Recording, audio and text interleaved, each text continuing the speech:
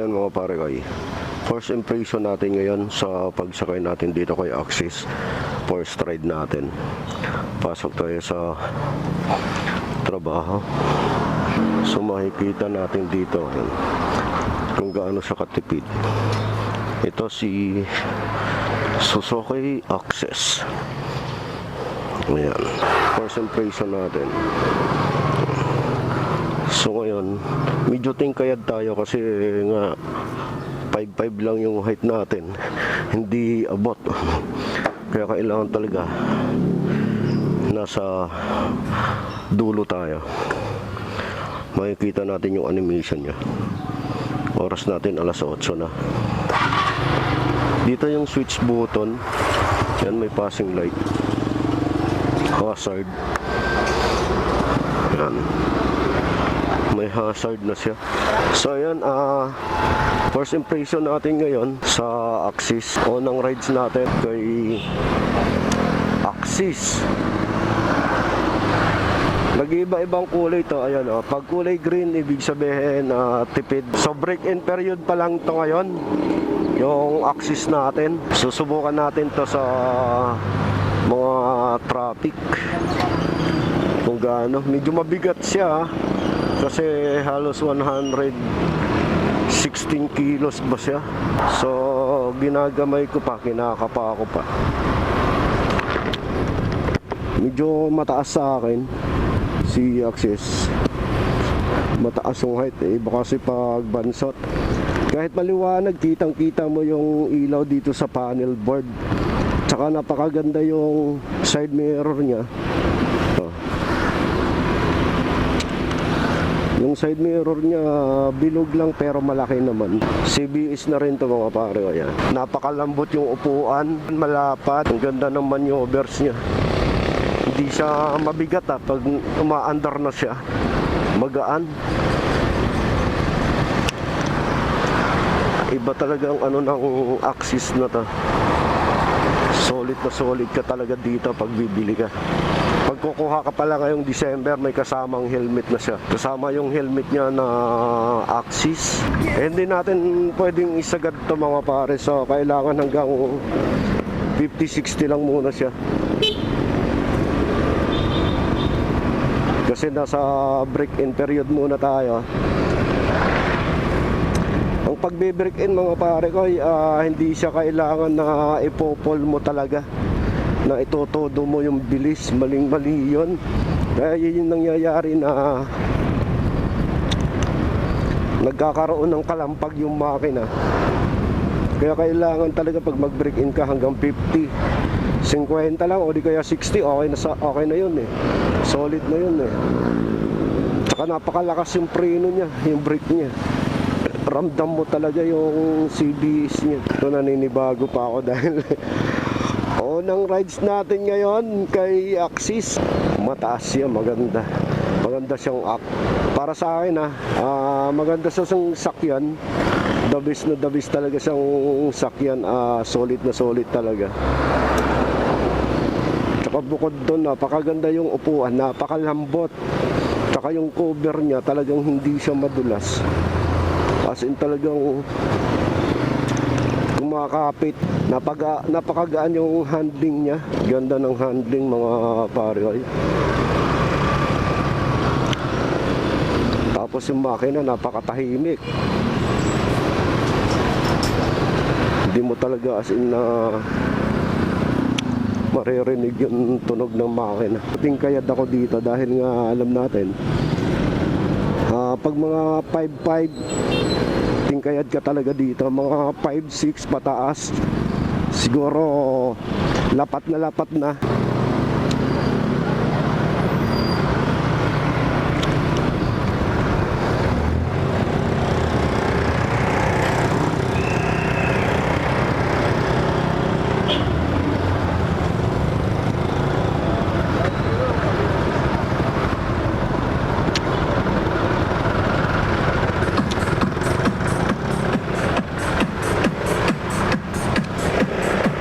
Ng traffic dyan. Nako, muntikan na yung X-Wax.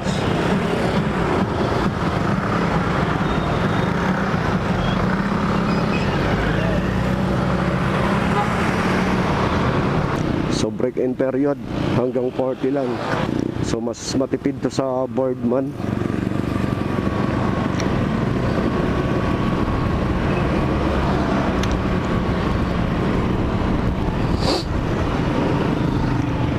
Titingnan natin dito kung the best din siya sa mga singitan, sa traffic. Tsaka pag may lubak. Tsaka maganda yung ano niya, yung shock niya, yung bounce. At saka yung nakakatulong sa kanya mga pare ko, yung liit ng gulong niya sa likod. Dahil yun, ganda pag sa kahit nalulubak ka parang baliwala lang. Yung maliit na gulong sa likod din nakakatulong dahil sa mabilis yung response niya ng acceleration, yung sa throttle niya. Kahit nalulubak, maganda yung shock niya, the best. Maganda talaga tong axis na to. So solid na solid, bagay na bagay sa mga lady rider.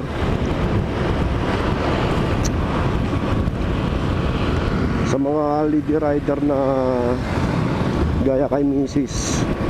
Pwede to. Ayan o, dinadaan natin sa lubak, pero goods na goods pa rin. Mas lalo siguro pag ano pag may back ride ka, maganda yung play ng ng shock.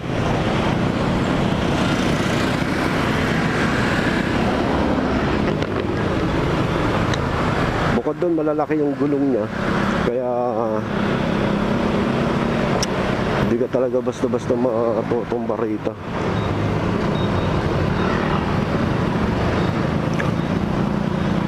Medyo kabado pa ako dahil nga unang rides natin, unang gamit natin dito kay Axis. Siyempre pag sa mga traffic din natin maiwasan na sisingit.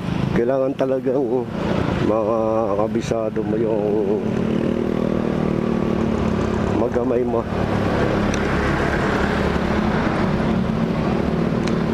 Si Axis, ganda ng upuan, napakalambot, tapos ang lapad. Dito natin subok sa mga singitan.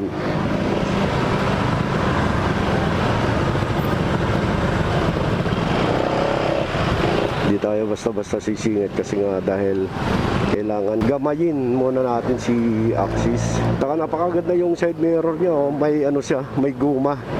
Ang lupit ng niya, side mirror. May guma sa gilid. Bilog siya pero may guma. Yung hindi talaga siya as in mapapasok ng tubig sa loob. Dahil nga may guma siya.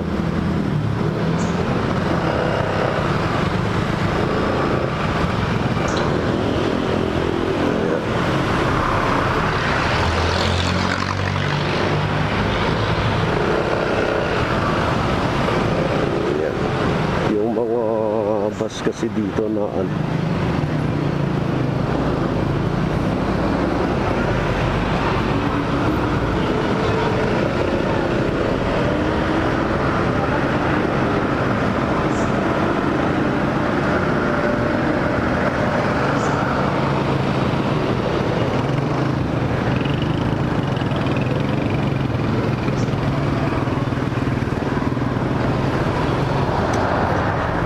napakagaan siya kahit sa traffic. Kahit sa traffic, goods na goods. Madalas naman tayo matatraffic nito. Napakagaan. As in, kahit mag long ride ka dito mga pare ko, hindi mo talaga mararamdaman yung sakit sa puwet. Kasi nga yung upuan napaka the best. Napakaganda ng upuan. Ang lambot. Ang problema ko lang dito yung height. Kasi nga hindi natin hindi tayo talagang as in ano tayo dito, tukod.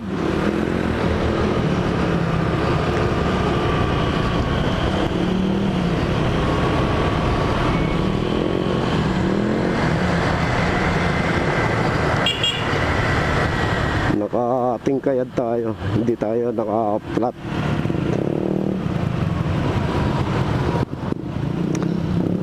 Pero okay naman, goods naman eh, kahit naman eh mataas. Naabot pa naman natin yung ano niya. Oh yeah, ang tangkad.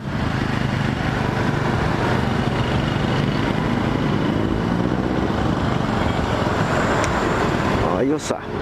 Ayos yung gulong ah. Dalawa sa sidecar.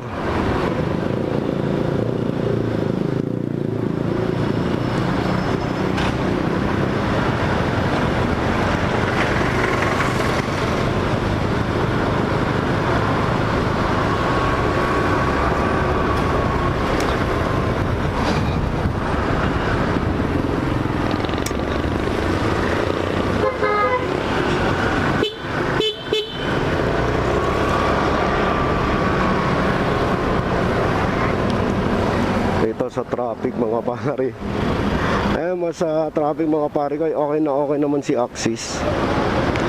Magaan siya. Mahirap lang dito pag siyempre magawag ka basta papasok. Ayun oh, kailangan nakausad ka lang. Usad ka lang sa unahan. Kasi pag hindi, tipto ka talaga. Masyadong mataas ako. Kaya kailangan talaga dapat na unahan ka lang. Magiging tipto ka pag nandito ka sa unahan. Pero pag nasa ano ka, nasa bandang gitna, sigurado tingkayad ka.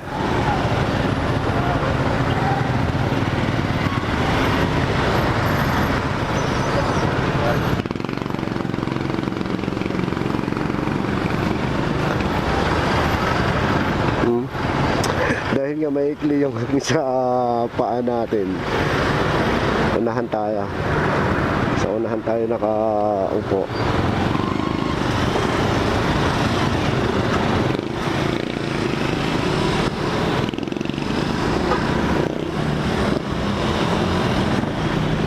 Pag nata-traffic, sa unahan ka lang.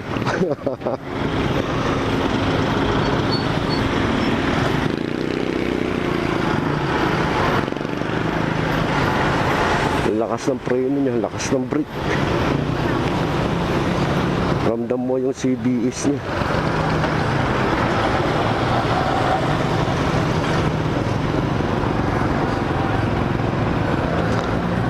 Sa laki ng gulong.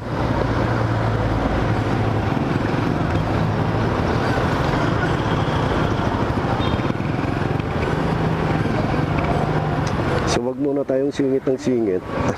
Kapain muna natin to.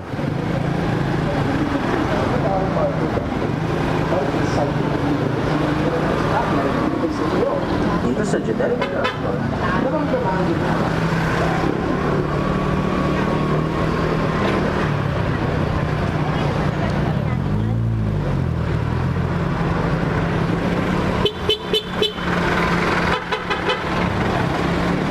Balik tayo dito kay Axis. Napakaganda niyang i-handling kahit sa traffic. Kahit sa traffic, goods na goods talaga siya.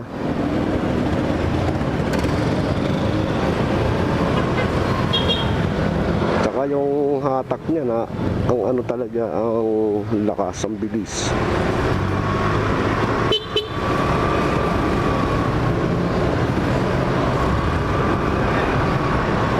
Ano?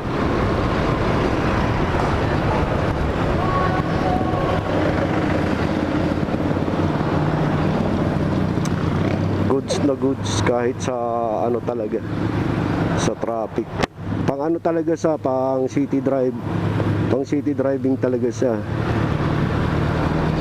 Smart rides.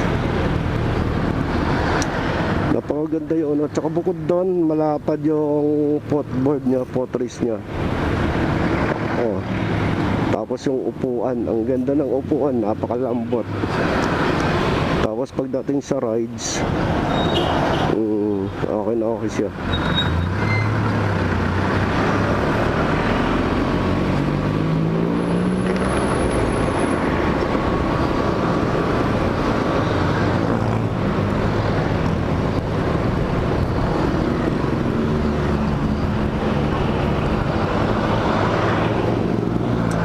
Ayan o. Yuhuu! Medyo matagal lang biyahe natin.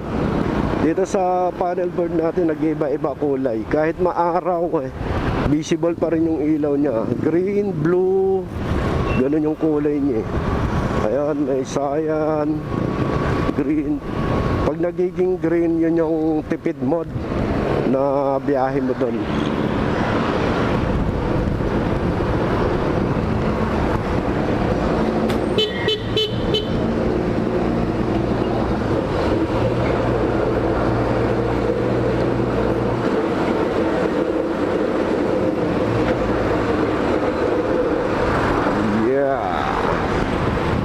Ganda niya dalhin mga pare. Ay, the best yung Suzuki Axis, mga pang long ride. Okay na okay siya. Maganda sa long ride talaga to. Walang problema kahit tingkayad ka, basta abot na abot mo. Goods to goods. Kahit sa mga ganito, yung mga malulubak na yan, dati kay Dilaw ramdam ko yung ano nyan. Pero dito ngayon, parang baliwala lang. Ayun ganon.